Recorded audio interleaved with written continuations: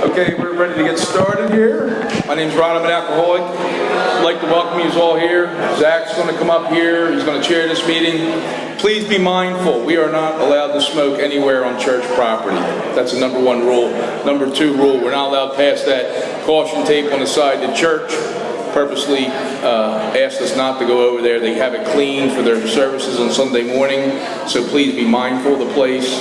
Don't forget the meeting after the meeting. Zach, he's going to come up here and we're going to have some fun on this holiday weekend. Happy holiday weekends. Happy 4th of July weekend, everybody. It's nice to see you.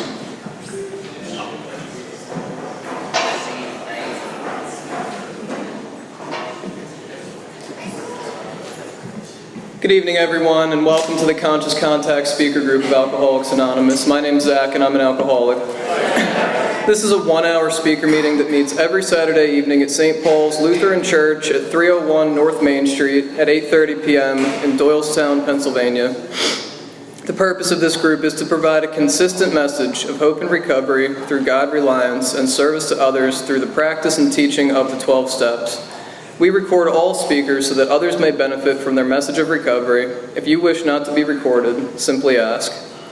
This is an open meeting of Alcoholics Anonymous. The group would like to welcome everyone, especially newcomers. Is there anyone new or from out of town that would like to introduce themselves? Nobody? All right, well, welcome everybody. The Conscious Contact Speaker Group encourages sponsorship. Would anyone with working knowledge of the 12 steps and is willing to sponsor, please raise their hand.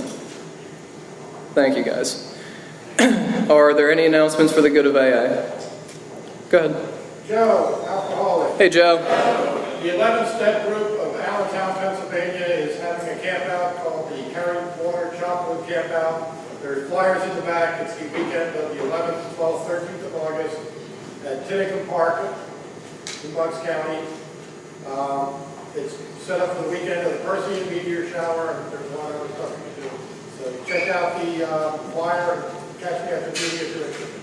Cool. Thanks, Joe. Anyone else? Good. How you guys doing? Zach with Alcohol. Hey, Zach. The gentleman sitting next to me to my right today is actually his anniversary, celebrating 18 months, and I'm real proud of him. He's come a long way in 18 months, and I'm proud of this guy. Cool.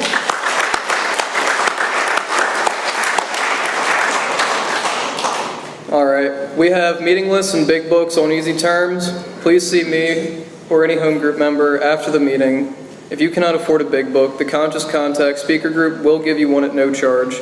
Anyone willing to make donations for the purchase of big books and CDs to help those who can't afford them can put donations in the jar on the table in the back marked big book and CD donations. And if you'd like a CD of any speaker past or present, see me or Ron before or after the meeting. And at this time, I'd like Steve to come up and read the preamble.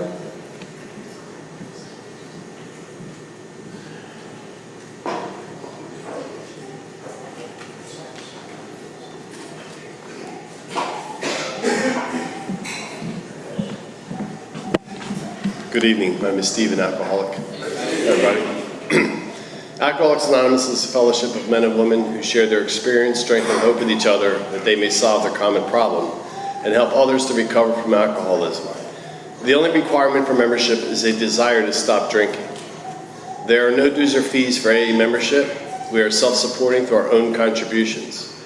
AA is not allied with any sect, denomination, politics, organization, or institution, and does not wish to engage in any controversy. Neither endorses nor opposes any causes. Our primary purpose is to stay sober and help other alcoholics to achieve sobriety. And I've asked Lou to come up and read the 12 steps. Thanks, Steve.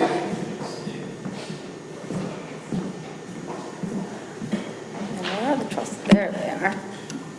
Hi, I'm Lily. I'm an alcoholic. And these are the 12 steps of recovery. Step 1, we admitted we were powerless over alcohol, that our lives had become unmanageable. In step 2, we came to believe that a power greater than ourselves could restore us to sanity. Step 3, we made a decision to turn our will and our lives over to the care of God as we understood Him. In 4, we made a searching and fearless moral inventory of ourselves. Step 5, we admitted to God, to ourselves, and to another human being the exact nature of our wrongs. Step 6, we were entirely ready to have God remove all these defects of character. In 7, we humbly asked him to remove our shortcomings. Step 8, we made a list of all persons we had harmed and became willing to make amends to them all. In step 9, we made direct amends to such people wherever possible, except when to do so would injure them or others. In step 10, we continued to take personal inventory, and when we were wrong, promptly admitted it.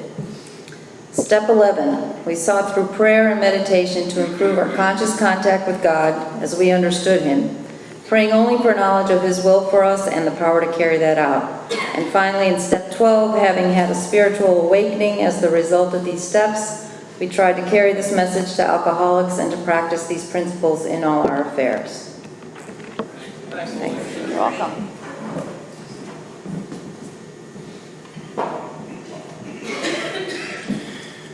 All right, guys, we have a 7th tradition here. Every AA group ought to be fully self-supporting, declining outside contributions. At this time, the baskets are going to go around on either side. We have no dues or fees, but we have expenses, the coffee, cream, donuts, rent, big books, CDs, etc. And just another reminder, there's absolutely no smoking on church property. Please go across the street that way, go over to Dairy Queen, anywhere but here. And please take a second to silence your cell phones, and please limit movement during the meeting to avoid distractions. And now, I would like to introduce our speaker tonight. She's a very good friend of the Conscious Contact group, on loan to us tonight from the, what's the name of the group? Pass It On group of Darien, Connecticut. Please help me welcome Laura Y.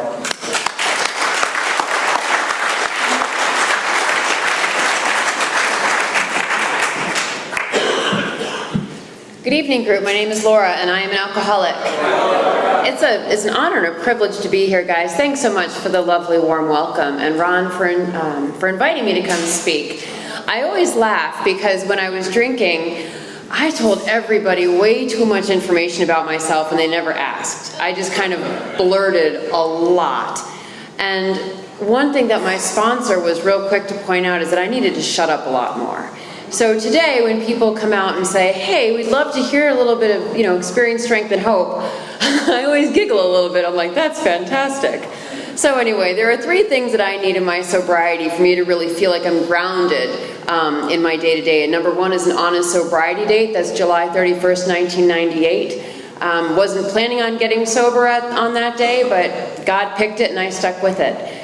The second thing that I need is to be actively sponsored, and I am today, by Megan B. Megan has been my sponsor since, August 8th of 2001. And she's the woman who's taking me through the steps as they're laid out in the big book, through the 12 traditions, as well as through our concepts of world service. Megan knows where I am today. She knows all of the dark secrets, and more importantly, she knows the ones that I think are big, but the reality is that they're just small, silly things that can really trip me up. And the last thing that I need is a home group, and not just by name, but I need to be actively involved in my home group, and I am. It is, as mentioned, it's Pass It On in Darien, Connecticut. So, I think of those 3 things like the legs of a stool, and when one of those is out of whack, it's easy for me to fall out of balance.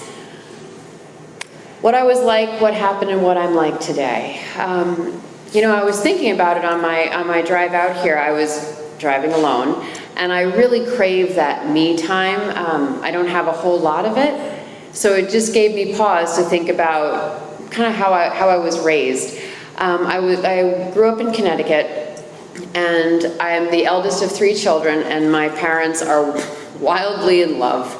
They are healthy, they are happy, they have a relationship that is based on trust, they show affection, and growing up I never didn't feel loved. I always felt safe, I always felt protected. There was some alcohol here and there, but it was an incredibly stable environment to be raised in. We went to church every Sunday, and my father worked really hard. Now that isn't to say that I didn't have isms going on the entire time. I grew up in a rather affluent town, and my father was a heating mechanic. So I always saw so much more than what I had, and I hated that. I felt very embarrassed that my father was a heating mechanic. I wanted him to be one of the Wall Street guys. The majority of my friends fathers, all commuted into New York City, all went downtown, and they all had seemingly big jobs. Chances are some of them did, some of them didn't, but in my eyes, everybody had a big, powerful, fancy job, and my father drove a really loud diesel van, and he worked 6 days a week, and sometimes on holidays. So sometimes Christmas, when we were very young, and I didn't realize it, but my mother shared later, sometimes Christmas happened the day before Christmas or the day after Christmas, same thing with Thanksgiving. My father's bonus was a turkey. It wasn't some big check. And he busted his chops for us. And to me, that was never enough. And I know that my actions showed it.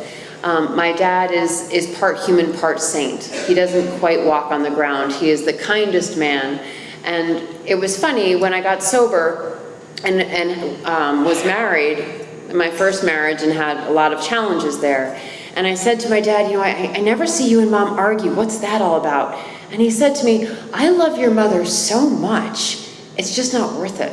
It's just let her be right, because nothing that she's coming to me with is that big of a deal. And I'm like, I don't relate to that whatsoever, Dad, but great. But that just gives you a sense of my childhood. Like I said, I was the oldest of three, and while we went to church every Sunday, eventually, early on in high school, I got involved in Young Life, which is a more Christian organization. And I took that to the nth degree, and definitely in the wrong direction. I was the person at keg parties that would go up to you and say, I've got bad news for you, Sarah. You're going to go to hell because you're putting poison in your body, and your body's a temple of God. So that was me in high school. I didn't go to senior prom. Instead, I went on a Catholic retreat. So by the time I went away to college, my parents were like, we've got nothing to worry about. I wanted to be a nun at one point until I realized that you had to be Catholic. And because I wasn't Catholic, I figured that was the end of that conversation. So I figured I might just be a youth minister. I would go on mission trips. And so I went off to the Ohio State University, and my parents got me all set up. And I went there because my Young Life leader had gone there. And like I said, they felt real good about leaving. They're like, our daughter is so taken care of. It's our other two that we have to be worried about. And, you know, I remember, I think I had been there for maybe 4 days. And I always felt awkward. And my father's profession aside, I always felt different. I always felt too tall, too wrong. You know, my whole thing was I'm fat, ugly, and stupid. And that was my mantra all the time. You're fat, ugly, and stupid. People are laughing at you. The truth is nobody really cared. I mean, high school can be cruel. And if you go around at keg parties telling people they're going to hell, yeah, they're probably laughing at you. But the truth is people weren't spending that much time focused on Laura. But I spent a lot of time focused on you and comparing myself to you. So when I went to school, it's a very large university, and they have quite a few underage bars, and I was 17 at the time, and one of my roommates said, hey, you want to go to this bar? And I was like, well, okay, I'll go. So I went, and it was amazing. It was amazing. I loved it. I'll never forget. I hope I never forget. Let me change that. I hope I never forget. The bar was called Not Al's 2. And it was great because that night it was bucket of beer night. So they served the beer in like buckets that they later mopped the floors with. And I'm sure it was the worst draft beer you could find, and everybody just has their disgusting cups, and you're transmitting all kinds of gross. But they were playing the song Angels a Centerfold. This was 1992. And I had that first drink, and I felt it from my head to my fingertips to my toes, and it just changed me completely.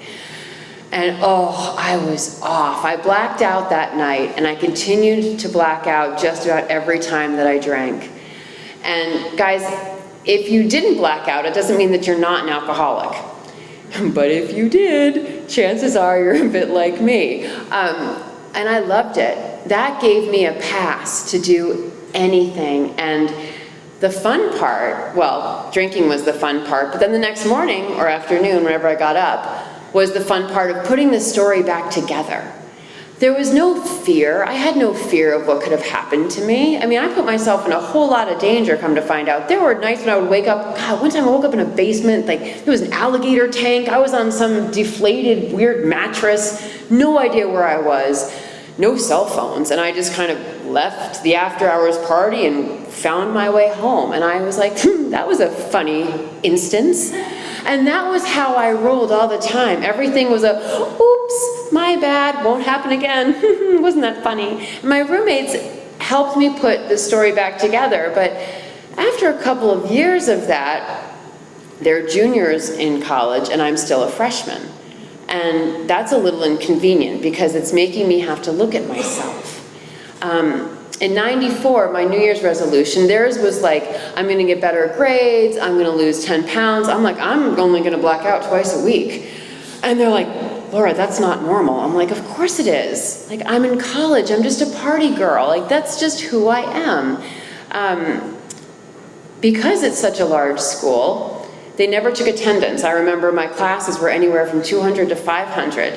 And that's really convenient if you can't make it to class because it's early in the morning, like 11:30. And so I would just not show up. And you know, my first semester was a real surprise to my folks. I come home and I was incredibly bloated. Freshman 15, forget it, I was like freshman 24. And so they didn't quite recognize me physically. The report card comes, and rather than I failed every class, but they didn't give you Fs, they gave us Es. And my mother says, Laura, I'm confused. What? Your GPA is an 0.0. What's that all about? And I said, they made a mistake. E stands for excellent. They will distribute a new report card shortly. And my mom bought that for like all of 30 minutes. And she's like, pants on fire. You completely lied. What's going on? So they had suggested that I come home for a semester, and I wept. And I said, absolutely not. Like, I will change. I will get it right. I will get my stuff together. And I did. And that's what I did every other semester. Every other semester I would be on academic probation, and then the next semester I would take swimming and bowling, and then get my GPA back up. Only then to take bio and math, and then it would tank because those are hard classes, and they're usually in the morning, so I can't make it. And it was a roller coaster. All the while, my father is still working 6 days a week. He's picking up holiday weekends in order to get more money because he's now got a son and another daughter that need to go to school. And I'm not doing real well. But I was having a lot of fun until things changed. And then the feeling of you're fat, ugly, and stupid got bigger and bigger. And then it was, I just want to die. I just want to die every day. I don't want to kill myself because I'm terrified of what that actually might mean. But I don't want to be in this world anymore. I hate who I am. And I hate what I'm doing. I hate the fact that I can't control what I'm doing. And I don't want to feel like this anymore. I just don't want to feel anymore. But then the beer muscles come back. And by 4 p.m., when people are making plans, I'm like, that whole death thing, I'll be fine. Just have a drink or 8 and you'll be fine. And I have my drinks, and suddenly I am a prize of a human being in my own mind. And it's amazing what alcohol could do. It's amazing how it changed me and how it gave me this false confidence. It gave me that shell that I needed so badly to feel like a decent human being. And it could make me so mean. I could be so mean. I remember looking at my sister, who all she wanted was for me to accept her. And I could look at her in the eye and say, I hate you. Like, I sincerely despise every single thing it is about you. And frankly, you don't deserve to be in the same room with me. I could say that, straight-faced. But then when I would leave the room, I would weep, because I knew how mean it was, but a part of me felt good. I wanted to make you feel so bad because I felt so bad about myself. And then I would feel wretched because what human being does that to her sister? I would say the same thing to my mother, my mom. I'm a mom. The idea of my son saying some of the things that I said to my mom, well, forget it, he wouldn't eat for a week. But then, I mean, like that's like heartbreaking words. And my mom, as stoic as she can be at times, boy, I really hurt her feelings a lot. Yeah, so drinking wasn't working out real well. I was pulled over a few times for drinking and driving, but I got out of all of them except for the last one. And it was because it was, I don't know, dusk maybe, and one of my headlights was out. Well, it was out because the night before I hit something. I have no idea what I hit. I had come home, passed out. There were a slew of people there because I had a tendency to host after-hour parties. And the next day when I saw my car, and I went back into these randoms and said, "Who wrecked my car?" And they looked at me a little afraid for me and said, "Darling, that was you." And then you go back out, I went back out and kind of looked for like bad signs like blood or sneakers. And I figured I didn't hit a person, so that's a relief. And no cops are at my front door yet, so I got away with it. Okay. Well, the next night when I had gone out, we had gone to TGI Fridays. And I drove home because I didn't want to be out drinking and driving for the night. I was like, I only had about 11, so I should really get home and then call a cab and spend the rest of my night out.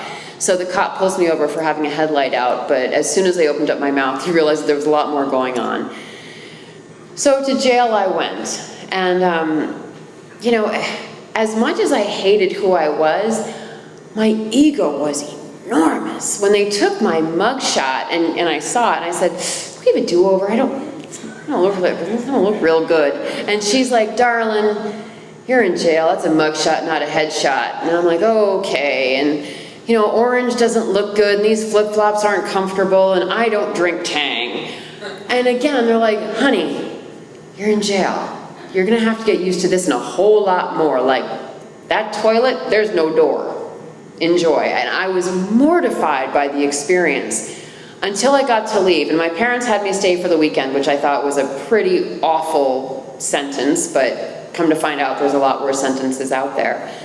But it made for a really good story that night, because you better believe I went to the bars. I'm like, "What'd you guys do this weekend?" Because I went to jail. And I got to tell them the whole crazy story about, you know, jail, which kind of a joke. It was more like a holding tank, really. But I loved to exaggerate. I loved to lie. I could lie as easily as rattling off my social security number. I was pulled over that night for driving home by the same cop that pulled me over earlier in the week, and he was baffled. He's like, "I knew it was your car. I knew it was you, and you realize you're gonna go to jail for 180 days.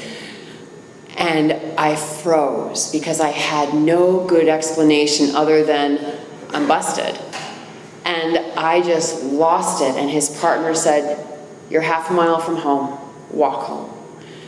And I literally, the first 10 feet away, I started to gather myself again, and I laughed the whole way home from there because I got away with it again. The rules never really applied to me, so I thought. So my parents called me up after that whole weekend, and my mother said, "You know, Laura, it's not going real well. You're 5.5 years at Ohio State, and you are barely a sophomore. That's a problem." And I was like, "Really? It's so much fun down here. This is a great place to be." And my folks said, "You know what? Your brother's now at school. Your sister's about to enter school. We can't afford to keep you in school, so you need to come home." And that was the first time that I surrendered. Now, I didn't surrender and get sober, but I surrendered to my mother. And I said, "Okay." And my mom's smart. She knew me. She knew that she had 48 hours to come get me, because that was my window, because my courage would come back shortly. So she and my father flew, like they drove the U-Haul, but they were going at least 68 miles per hour. For my mother, that's really fast. They got there as fast as they could, and they packed me up. And I'll never forget my dad's face. He got to my apartment, and he was so sad because there were holes in the carpet. You know, it just had that. I tried to make it look clean, but it wasn't, because there were just way too many after-hour parties going on, doing all kinds of crazy stuff. And it's funny, you know, I never did drugs, but I'll never forget. This one gentleman one time offered me cocaine, and I had a cigarette in my left and a thing of booze in my right, and I said, "You crazy man, that's addictive." Like, I had no concept of what was going on. So my father looks in the refrigerator, and he just sees tequila, limes, and ketchup packets. And his face just fell, because he had done everything in his power to raise a daughter who would be ambitious and hopefully successful, but more than anything, respect herself. And that refrigerator said it all, that I had no respect for myself. I didn't feed myself well, obviously.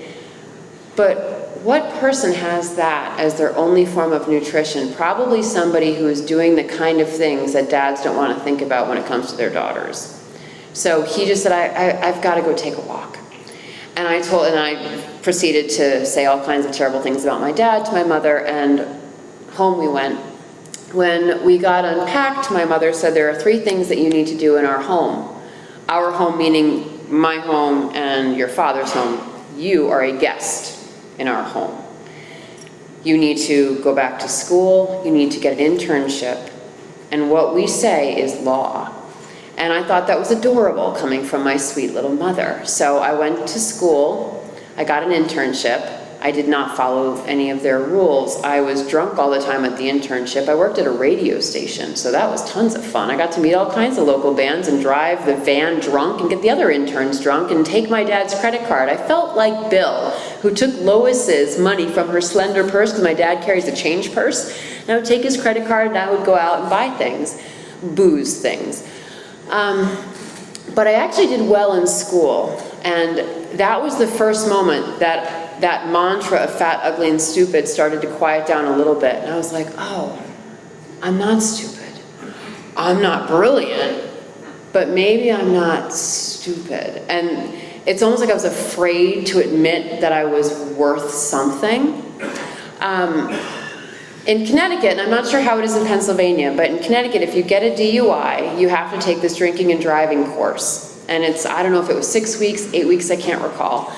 But I had to take this entrance interview, if you will. So I meet with this gentleman. I'm 43 in November. At the time I was 22, and this man was probably 40, and I remember thinking he was really old. I'm like, oh, old guy, he does not know me at all. And he asks me these 20 questions, which are in the Connecticut directory. Things like, do you black out? And my response was, duh. He's like, I'm sorry, yes or no? And yes, I do. Have you ever been in an institution? I said, no, that's like one flew over the cuckoo's nest. He said, no, I'm sorry. What was that weekend in jail? And I said, no, that was a stint. He's like, no, that was an institution. Keep going. So after enough yeses, he says to me, you know, sweetheart, you might be an alcoholic. And I said to him, no, I'm not an old man from the South that beats my wife. That's what an alcoholic is, because I've watched a lot of Lifetime television, and I know what you guys are. And he says to me, you know what, you're right. You probably aren't an alcoholic, but you might want to check out a meeting just to check it off the box. So I said, fine, I'll show you, you old man. I'm going to go to one of your stupid AA meetings, and I'm going to sit in the back, and I'm going to tell you about how I'm not a drunk. I'm a party girl. Big difference, wild difference. So I called the AA intergroup line, and if you guys have ever answered the phones, thank you, because I called 3 times, each with a different accent, because at the time caller ID had just come out, and I was sure they were going to call my mother and be like, dude, your daughter just called AA. So I called 3 times with 3 different accents, and finally they were able to tell me of a meeting that was close enough to where I could find it, and it was maybe, I don't know, a quarter mile away from my house. It was a Monday night meeting, and it was a big book meeting. And oh my goodness, I came ready for the club. It was a 7:30 meeting, and I was in this little tube top and this tiny skirt and these jacked heels, and my hair was huge. And you guys knew what I was a mile away. You're like, oh, here comes the new girl. And I was just a train wreck. I mean, I was sweating before I hit the door. And the guys scattered. They're like, no, like only like one sick one was like, hey, sweetheart. Everyone else was like, steer clear of the Looney Tune. But all the women came up to me and they're like, "Hi, welcome, how are you?" And I was like, terrible. I am terrible. I am at a church basement on a Monday at 7:23. I'm pretty terrible. So we sat down in this church basement, and like I said, it was a big book meeting, and we read the preface and the forewords. I hadn't read a preface and a foreword in a very long time, so I found it terribly boring. And you guys had like highlighters and pens, and you're taking notes, and I'm like, and you guys are super lame. So I'm scouring the room trying to make eye contact with any guy that would look at me to be like, "Hey, let's get out of here." Psst. Like, I'm dressed and ready to go.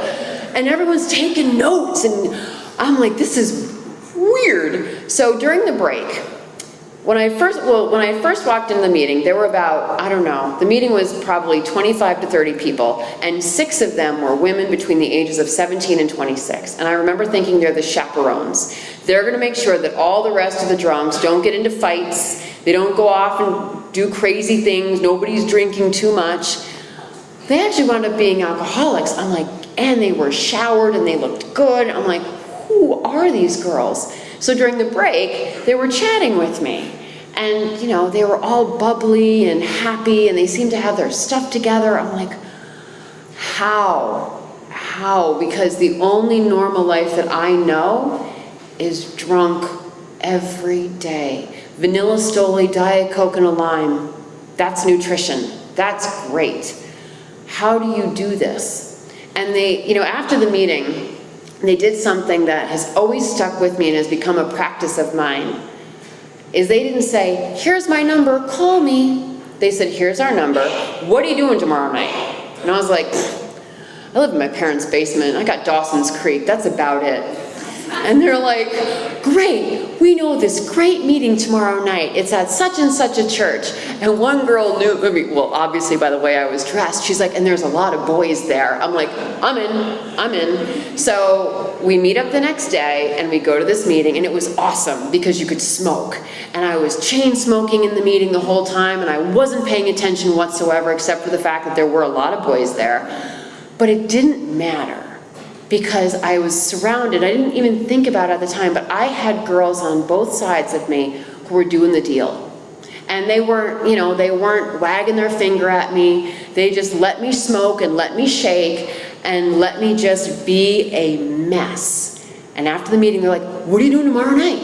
I'm like, what are you doing tomorrow night? Like, "There's another great meeting. Then we're gonna go to the diner on Saturday nights. We go up to High Watch. We listen to Dave Matthews Band. We drink a lot of Diet Coke."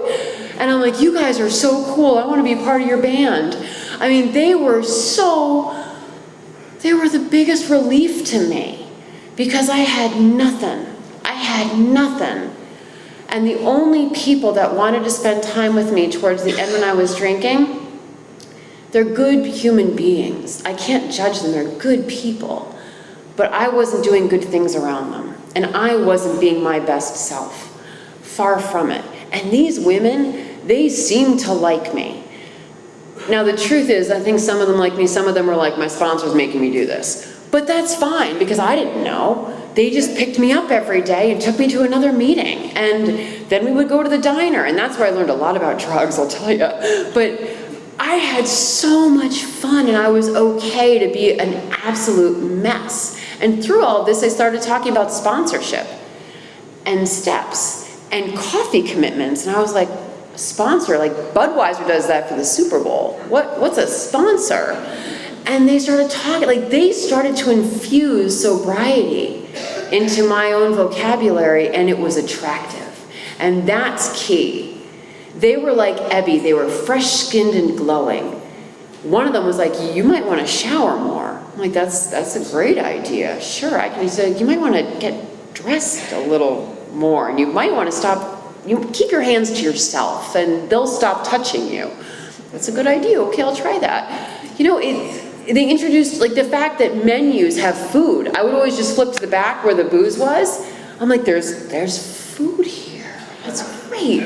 These were like the little things that, you know, I remember when my sponsor told me to make my bed, and after I'd done it for a week, I called my mom like, "I make my bed now." My mom's like, "Hallelujah, I've been asking you to do that since you were 12. I mean, it's like in AA, I started to learn how to be a respectful and respectable woman of society. I didn't really ever want to be that to begin with, but come to find out, it actually feels real good.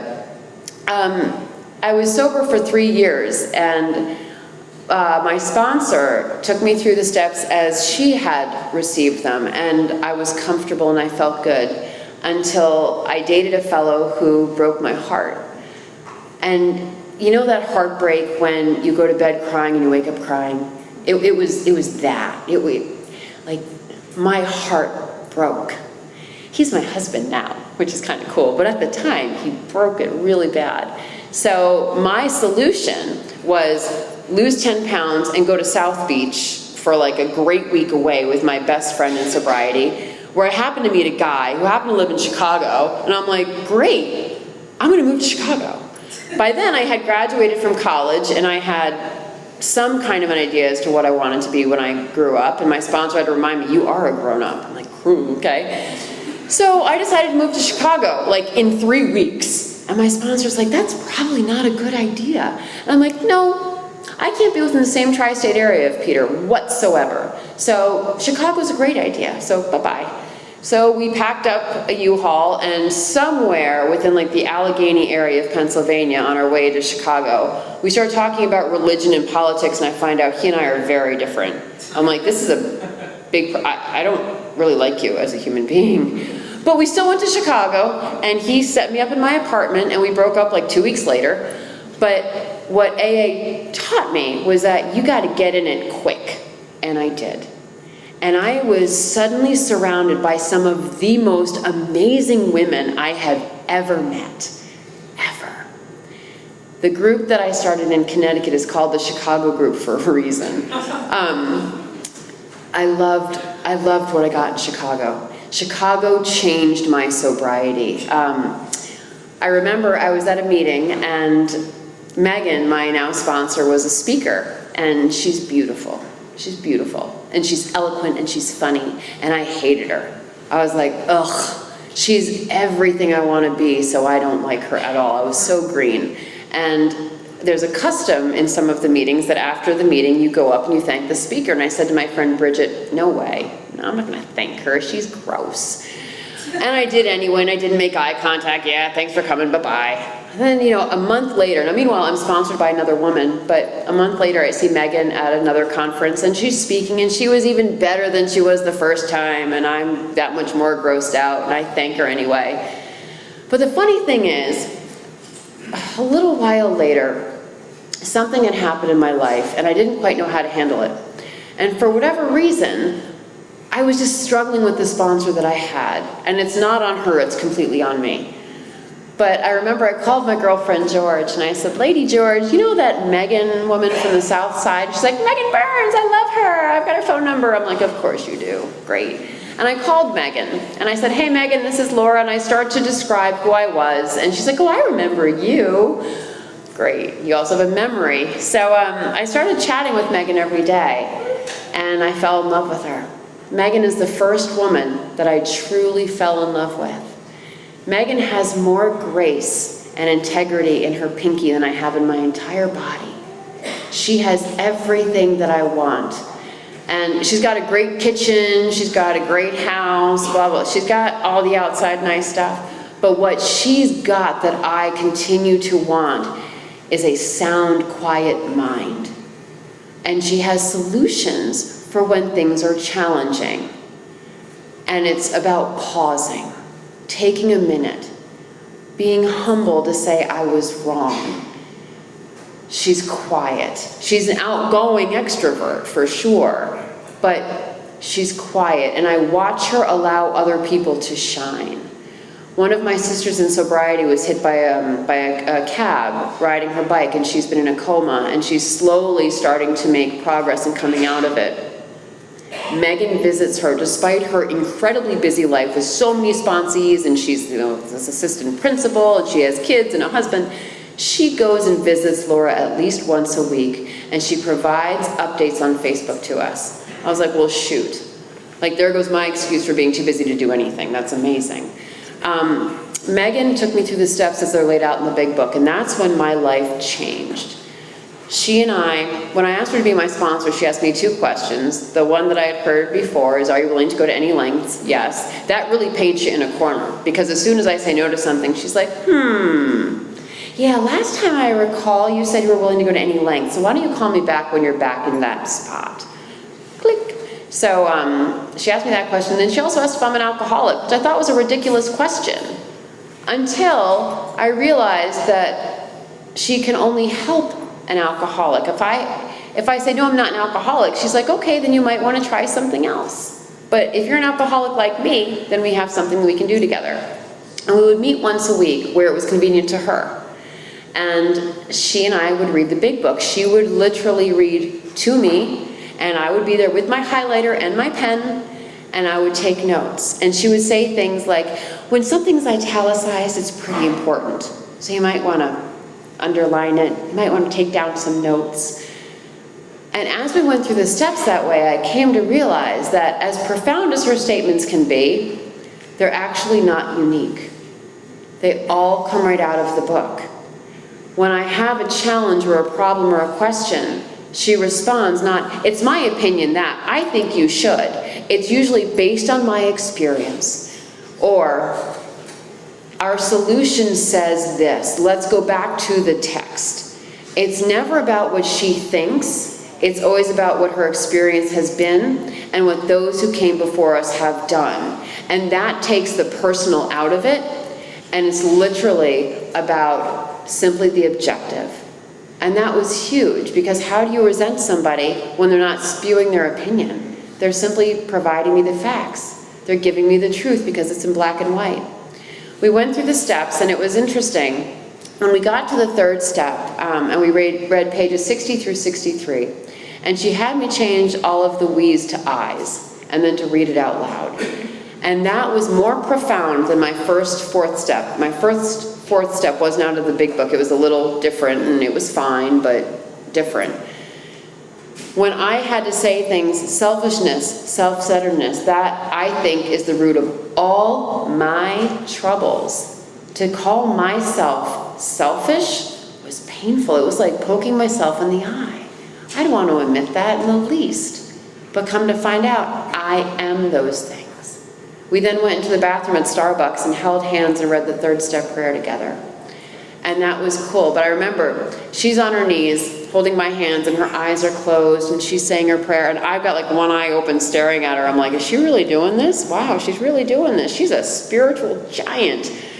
And then when we sat back down, and I was like, whew, that was great. And she's like, next, we launch into vigorous action. And then she defined what next, launch, vigorous, and action all meant. And she's like, that means you go home and you start today. And then that was when I did my inventory. I inventoried my resentments. That 4th column was critical, is that I actually saw for the first time what my part in every single resentment was.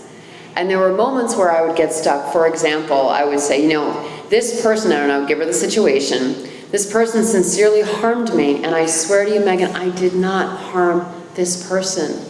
And then she would say, that's fine, and I believe you. But have you ever done that to somebody else? I'm like, got me. Yup. She's like, there you go. You've paid it forward in a pretty crummy way. So that was how she helped me through it. And then to do my fears. Some of them were founded. Some of them are completely unfounded. But either way, how did I respond to those? How did I treat others? What prevented me from doing certain things? And then there was the sex inventory, which right there, I'm like, are you kidding? I'm going to share that with you? No. And she's like, oh, yes, you will. If you don't trust me yet, I understand. Do it anyway, because frankly, who am I going to tell? Because I don't find it terribly interesting, and I don't think anybody else is going to find it terribly interesting whatsoever. But if you want to recover from a hopeless state of mind and body, this isn't just about physical sobriety. This is about emotional and spiritual. And if you want to get that spiritual connection, if you want that spiritual awakening, and if you want to connect with another woman, which you have not been able to do yet to date, I would suggest you do what I do. If you don't do this, I don't think I can sponsor you, because then I'm no longer giving you the experience that you've asked for. And then you might want to go find another woman who's done it differently. But it's your choice. Okay, I'll tell you that. So, and that's really how Megan does it. She has a lot of rhetorical questions and scenarios there. But either way, I did my inventory. Some of the hardest questions to answer were, what would you have done differently? And that has been an ongoing question throughout my sobriety. It isn't just, what have you done? But what would you have done differently? And then don't do it again. God, at least try to do it less severe. Just soften, soften, soften. The amends process, when I had gotten out to Chicago, I'd already made all of my amends, but one. And I remember, my grand sponsor would have a monthly meeting at her house. And it was for her sponsees and her sponsees and on down. And I remember, there was this one amend, this one thing I had done that I didn't want to tell anybody. And it was so big.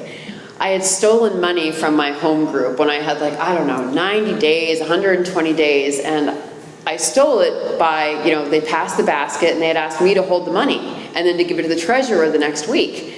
And I'm like, sure, not a problem. And I had no intention of taking that money and doing anything with it until I'm like, I could really buy a pack of cigarettes. Ooh, there's money here. I'll just put money back after I buy the cigarettes. Ooh, I need some gas, I need a cup of coffee, and all of a sudden, those $67.83 are gone. And I'm like, I just won't tell anyone, and maybe no one will ask. And nobody asked, so the money didn't really exist, and I didn't really steal it because it didn't really happen because nobody asked. And so I remember, we were talking about the ninth step, and it was like chariots of fire when Megan, after the meeting, was walking back to her car, and I was running down the street. I'm like, Megan, wait. Because people were like, I didn't do that one amend, and I drank over it. I'm like, I don't want to drink. So I told Megan, and I was shaking. I was so nervous. And I'm like, this is the worst thing ever. She's like, it's not the worst thing ever. It's a bad thing, and you need to make amends. What do I do? So again, you go back to the treasurer. You don't need to get up in front of the whole room. You go to the treasurer. You tell them what you did. You tell them that you were wrong. God willing, you won't do it again. Have I left anything out? And then give them cash. If you have to write them a check, make sure it doesn't bounce. That's it. And don't steal again. I'm like, that's it? She's like, that's it. Dignity, grace, get it done. And I did. And I didn't burst into flames. And that's huge. When I went into 10, 11, and 12, that's really where the rubber kind of hit the road, because it's like, look, you've done your amends. You know your part in the fourth column. You've looked at what you can do differently in all these different scenarios. You've asked God to remove your defects of character, and you have the tools to work on it. How are you going to live differently? What do your mornings look like? How do you open your mornings? How do you close your evenings? How are you treating people? Are you pausing? You're a bossy woman. You like to have control all of the time. And over the years, you've been put in positions where you do get to boss some people around a little bit. Are you bossing them around, or are you directing with guidance and compassion? These are the kind of things that need to be in every morning that I wake up, to think about, how am I going to treat the day? How do the people that I work with need to be treated? Because everybody needs something a little different. What is challenging my clients? How do I best put myself in their shoes? I was married once before, and our marriage was incredibly ugly. It was not healthy in the least. And if I spoke with some of my closest friends, they would all agree it was 97% him, 3% me. Now, he did some pretty crummy things, but as the years have gotten past, and the more that I sit in meditation and prayer, I see, actually, you know what? I did invoke some jealousy. Yeah. Lying by omission. Yeah, that's still lying. All of these kind of things that I had done to harm somebody who at the end of the day loved me. Imperfectly, because he's human, but loved me. And that's something that Megan reminds me I then need to apply today in my marriage. I made vows to love, honor, and cherish somebody. What does that look like? Not sound like, because those are lovely words. I'm good at words. My actions are where I fall short. Am I kind? If somebody is annoying me, if my husband is doing something that I don't find favorable, I think back to my dad. How important is it really? Really?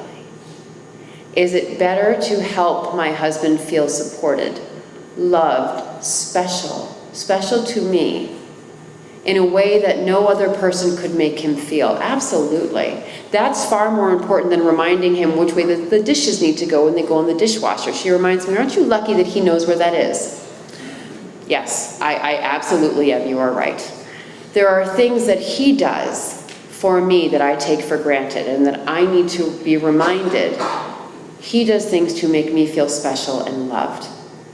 That's what marriage is.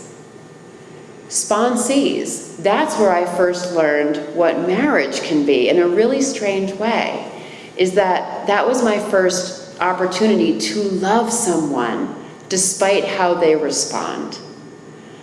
And sponsorship is one of my most favorite things to be engaged in. There is something so special when you sit next to a woman and when she says, "Will you be my sponsor?"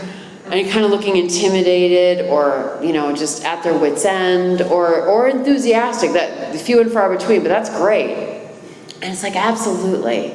It would be an honor and a privilege to sponsor you. And then to sit with your big book. And it's like going through those notes time and time again, and I can remember where I was with every single line. But there are times, too, where I completely forgot about a situation when I was drinking or sober. But because of this woman, suddenly those memories come rushing back. So I don't need to go back through the steps over and over and over again. I'm doing it over and over and over again with all these women. And they always come into my life at just the right time. There's something really awkward about me not being able to raise my hand saying I'm willing to sponsor. The challenge is I live in Connecticut, and for a newcomer, that's a little tough. But sponsoring women, I gotta say that I had never felt useful. And I never felt like God really had a purpose for me until the first woman, her name was Hillary, said to me, "Would you be my sponsor?" And I wanted to be like, "You crazy?" No. But first off, she asked me, I know it was within earshot of Megan, because Megan's kind of standing there watching going, And so I said yes. And the joy that I got out of that, I have no idea what she got out of it. But as long as I gave it my best shot, that's all that God asks, and that's all that Megan asks, is just do your best. And some days your best kind of stinks, because you're human. But some days your best is going to really surprise you. If you don't try, you'll just never know. So show up. And Megan reminds me, continue to show up. AA works, and it tells us this in the preface, not just because of the recovered alcoholics, but because of the reunited homes. It's not enough for us to just kind of hold this in secret within our own four walls. We've got to bring this home with us. My mother doesn't look at me with fear anymore.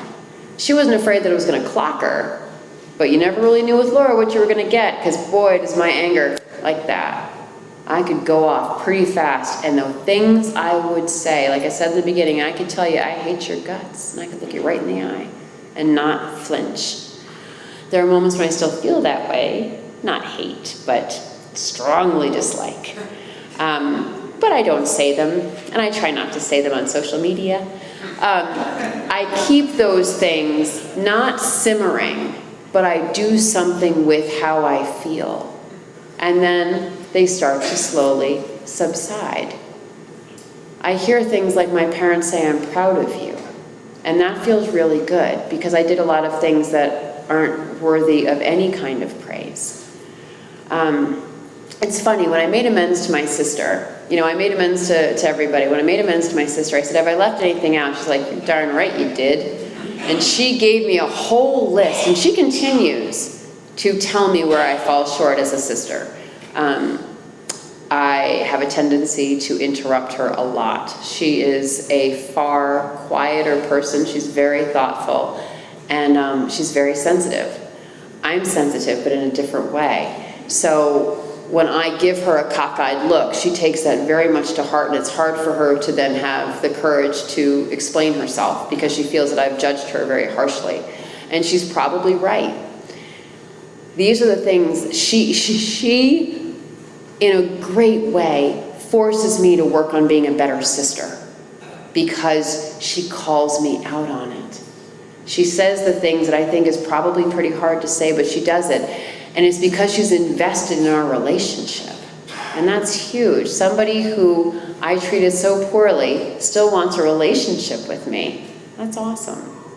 I have a son, he's 6. He was a huge surprise. And I don't do motherhood terribly well. I will admit, I've only started truly enjoying being a mom a couple of years ago. When children are infants, he terrified me. I didn't know what to do. I know how to do my job real well. It comes naturally. Motherhood, not at all. I always felt like I was doing it wrong. And I would have these beautiful moments with him. But I was so anxious, and I was worried that you guys were judging me as a bad woman because I wasn't a good mom. And it was exhausting. It was exhausting, and I hated admitting that it wasn't fun because I was surrounded by all these moms who were like, I feel so fulfilled. I'm like, I feel so anxious. I don't relate to you whatsoever.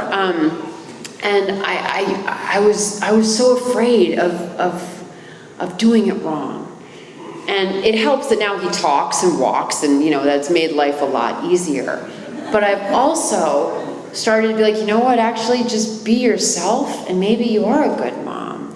And so I'll say things like, Jake, you're such a good boy. I'll say, oh, you're such a good woman. Oh, thanks. It was such a struggle. Those moments where you realize how much growth you still have, because 7 years ago I thought I really had my act together. And then Jake came around and I'm like, I don't have my act together and I have no idea what I'm doing and there's no manual and my husband and I are getting a divorce and this is a train wreck. And Megan was there throughout the entire thing and just reminded me, no one's perfect, no one's perfect. Just do your best. Pray, go to meetings, show up, feed him, bathe him, change his diaper, and he'll be fine. He will be fine. And he is fine. When we got married, I thought it would be adorable for him to walk my husband down the aisle and then for him to walk me down the aisle. I'm like, what a cute picture. He took it like the three of us got married. And it's so sweet because then at our anniversary, Jake's like, that's when we got married. It's our anniversary. And so he brings out this tenderness. I'm not a tender person. I'm not terribly affectionate. But he has brought out a side of me that I did not think I had, nor did I even want. And go figure, the 6-year-old is kind of softening me up a little bit. If I were to put my life on paper, it's pretty average. But I love it. I love my life. And what's really great is that when I was drinking and when I was fairly newly sober, when I would put my visor down, I would squeeze my eyes closed really hard because I hated my reflection. I hated it. I love me. I love me. And it's not because I'm the best or the brightest or anything. I just love me. I have bad me moments and where I'm like, God, Laura, that was a bad day. But in the grand scheme of things, I'm really happy with who I'm becoming and I respect myself.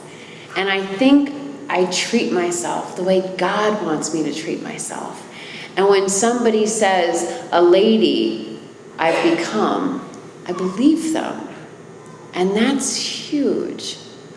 To feel that I walk and deserve respect, chances are it's because I'm showing respect. I'm acting with integrity.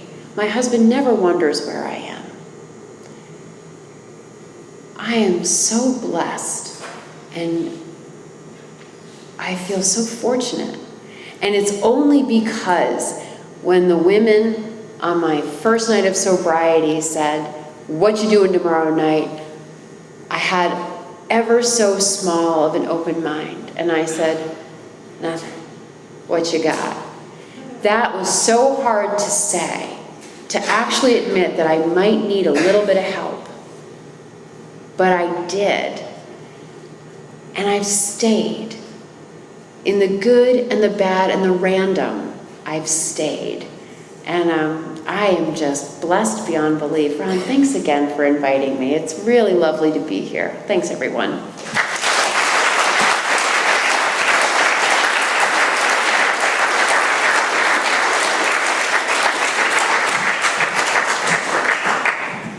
Well, it is customary to form a line and thank our speaker afterwards. Let's thank her one more time for coming on the holiday. Couple announcements. We have Joe S. coming in from Maryland next week. Our sister group, which is a big book study that meets on Thursdays at 7 p.m. at Salem UCC Church, 186 East Court Street. The next 2 Thursdays, we have Adrienne S. coming in from New Jersey. She's going to do a 4th and 5th step presentation. Hope to see you there. What else we got to cover? Please remember again, no smoking on church property. The meeting after meeting, we have a nice way of closing if you care to join us.